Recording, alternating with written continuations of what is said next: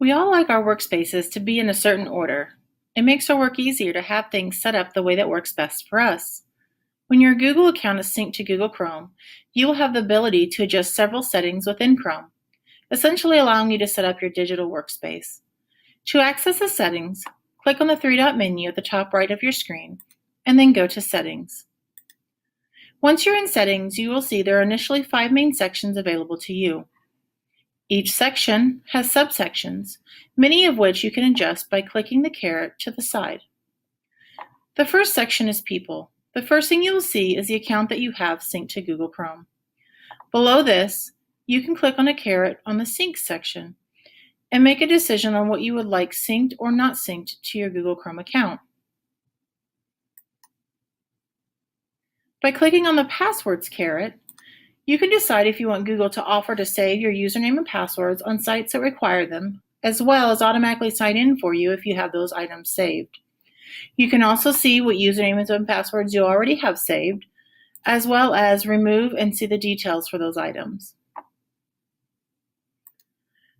Payment methods and addresses allow you to turn on the option or turn off the option to autofill forms with the payment methods and addresses that you have saved in your account. You can also see what addresses and payment methods you already have saved. You can edit them, remove them, and even add new ones from here. Chrome Name and Picture allows you to edit your Chrome name or nickname for your account that will show in the top right-hand corner of your screen. This is especially handy if you use more than one Google account, for example, work and personal. Manage Other People allows you to set up and switch between multiple Google accounts on one device with ease. Import Bookmarks and Settings will allow you to import bookmarks or favorites saved to your device on different web browsers, for example, Safari or Internet Explorer. The next section is Appearance. There are several options here that allow you to change the appearance of your Chrome browser. These changes will follow your account on any device that you sync to Google. Themes will take you to the Chrome Web Store where you can choose from several themes for your browser. Just so you know, many of these themes will automatically change your home page or your start page. Here I can decide if I want my Home button to show at the top of my browser. Right now it is disabled, but if I turn it on, you'll now see that the small Home button is here at the top of my browser. I can then decide if I want this Home button to feature a new tab page or to go to a certain website that I have chosen. I can also turn on and off my bookmarks bar. Now it is showing, or I can turn it off as well. You can also toggle this by typing Control-Shift-B on your keyboard.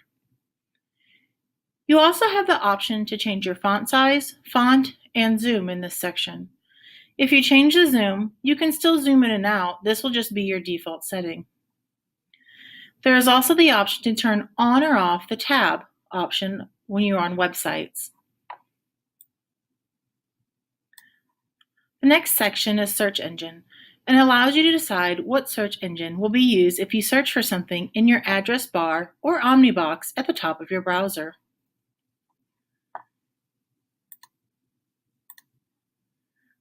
The default browser section tells you what internet browser you have chosen on your device as the default.